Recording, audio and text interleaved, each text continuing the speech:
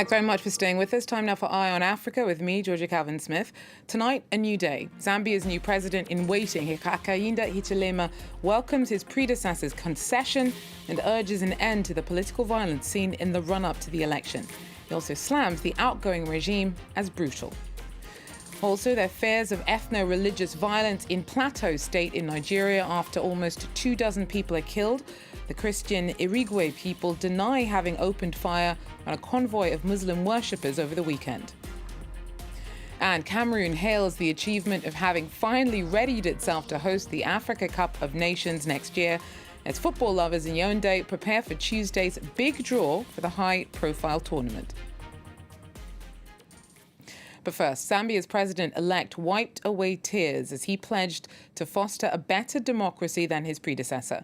On his sixth attempt at winning the top job, Hakainde Hichilema beat President Edgar Lungu by almost 1 million votes. Lungu called Hichilema his brother as he congratulated him on his victory. However, the country's new leader in waiting slammed the outgoing regime for its brutality. Wasim Kone and Julie Chouteau have more. It's nighttime in Lusaka when the news begins to spread, and soon there are scenes of ecstasy on the streets of the Zambian capital. Hours later, supporters of the newly elected president are still celebrating, thrilled to see Hakainde Hichilema finally elected president of Zambia. For the 59-year-old opposition figure, it was sixth time lucky. It is with great honor, humility, gratitude that I stand before you today to say change is here. The president of the United Party for National Development ended up winning 1 million votes more than his opponent Edgar Lungu, who has led the country since 2015. But now the hard work begins for Hichilema. Many Zambians have high expectations for the new president. I think he's got a lot of work to do. It's the youth vote that has ushered him to State House, and he must immediately address the issue of unemployment. You know, we have a lot of youth, a lot of teachers, a lot of doctors, a lot of nurses. New government, they have to look after them. Hichilema will inherit a very difficult economic situation. His predecessor has been heavily criticized for borrowing too much money from China to finance major infrastructure works. So much money, in fact, that last fall Zambia became the first African country to default on its debt in 15 years. Well, for more on Hichilema's win, I'm joined by Daniel Tonga from Lusaka. Daniel, so Hichilema's promised to do better than his predecessor. What do you take that to mean? Well, first of all, thank you for having me, Smith. Well, this specifically means that he's going to improve the economy. He's going to improve, a lot of things that haven't been going on well in the past administration. There has been, high unemployment in the country. There has been also, high standard of living. The past administration, really focused so much on infrastructure development at the cost of improving lives for the people, at the cost of, creating jobs for the youths, at the cost of, improving the economy. So it really specifically means that the wrongs that were created by the past administration, this new government has really to make them right. So this is what specifically means to the entire country. Now, we saw Hichilema getting a huge lead on Lungu. What do you think was behind the size of the swing in his favor this time, his sixth time of running? Well, the massive win that Hakainde Hichilema has enjoyed, all means one thing. It means that people are tired of corruption in government. It means that people are tired of, respect for human rights in the country. Of lack of respect for human rights in the country. People are tired, of lack of respect, for the rule of law. There are so many things really that the past administration did wrong. And when you also look at even the freedom for the press, freedom for, assembly, freedom of worship, and many other freedoms, including the respect, for the Constitution, weren't really respected by the past administration. So really, voted for Hakainde Hichilema on hopes that everything that was done in a wrong way by the past administration really has to be made right by this, coming administration. So a lot of expectations from the people, and really it's a big job for the incoming president.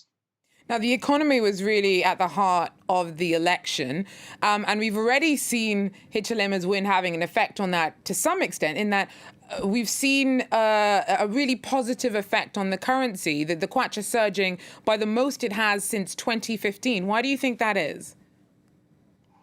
Well, that specifically means one thing. It means that confidence began to build, from many investors who really want to come and invest into the country.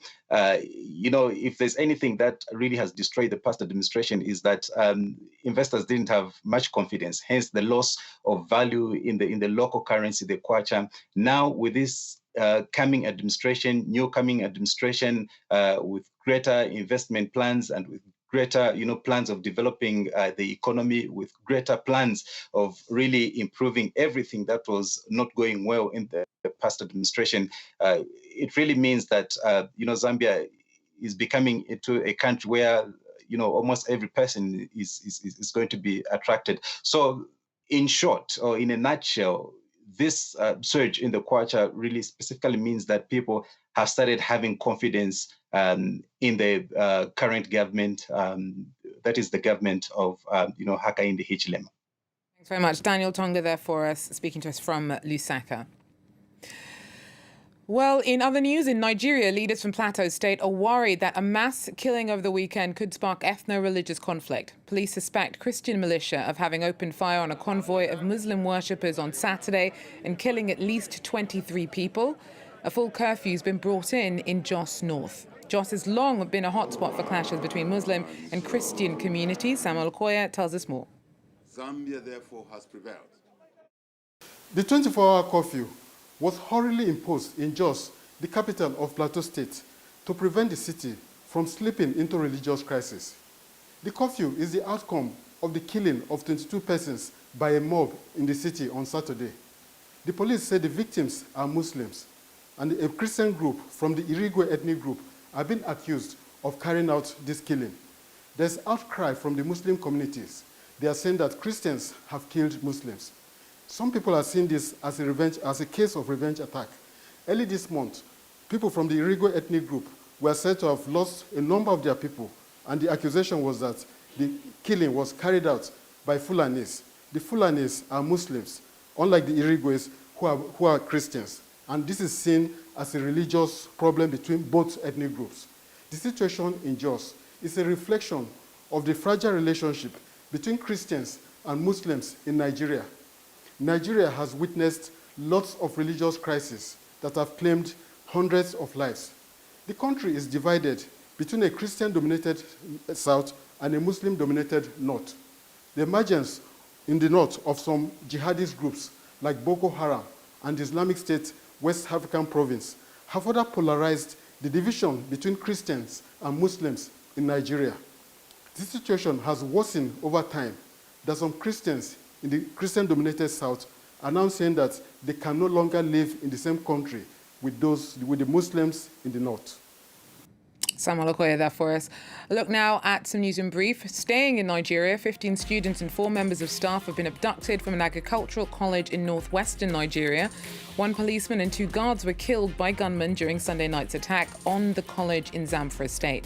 Analysts suspect the sharp rise in the number of kidnappings for ransom the country's seen is partly due to the rise in poverty caused by the pandemic. Ivory Coast is vaccinating health workers in Abidjan against Ebola after confirming the country's first known case in 25 years. 5,000 doses were quickly sent over by Guinea after a Guinean woman was hospitalized in Ivory Coast last Thursday. She'd crossed over from Guinea's southern border a day earlier. Her case is genetically similar to the 2014 and 2016 Ebola outbreak, which killed 11,300 people after originating in southeastern Guinea. The country was most recently declared Ebola-free in June. It's also said that it will start vaccinating against the virus. Members of the US Special Forces have arrived in Kinshasa to take a look at the potential for creating a local counter-terrorism team. The troops are supporting DR Congo's efforts to rein in insurgents from the Allied Democratic Forces, or ADF militia. It's linked to Islamic State and is believed to be behind dozens of massacres in eastern DR Congo over the last 3 years. And finally, Cameroon is psyched ahead of the next big step in its hosting of the 33rd Africa Cup of Nations next January. It's been 50 years since the country last received the competition, but all looks set.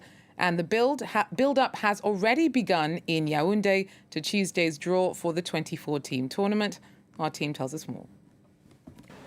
The posters are up, and the excitement has hit fever pitch. At this bar in Yaoundé, employees and customers can't wait for Tuesday's draw for the Africa Cup of Nations. On the eve of the draw, Lambert, one of the managers, is barely hiding his excitement. He's expecting more than 100 customers to gather here to watch the event live, despite the ongoing pandemic. C'est l'événement qui nous permet également de gagner parce que nos clients, nos fidèles et prestigieux consommateurs viendront ici boire naturellement en vivant en direct de la retransmission du tirage au sort. Just a few kilometers away, this group of friends is also impatient. They're looking forward to finding out whether the draw leads to any big games in the group stages. One of them has set up a Facebook page where speculation and prognostication are already running high. Ma page me permet de partager des informations avec des Camerounais pour qu'eux aussi se sentent concernés par cet événement d'envergure. La répartition des équipes en chapeau montre déjà quelle configuration on peut avoir. The draw will kick off the countdown to the 2022 Africa Cup of Nations, which is already making businessmen like Raoul very happy. In his Douala workshop, he's making custom-made football shirts for fans, and the orders just keep rolling in. Depuis que ce tirage approche, on a environ 30 commandes toutes les semaines. On a la communauté malienne, ils passent leurs commandes. On a la RDC qui ont passé la commande. Toutes ces communautés aimeraient être prêtes le jour J. C'est l'effervescence totale.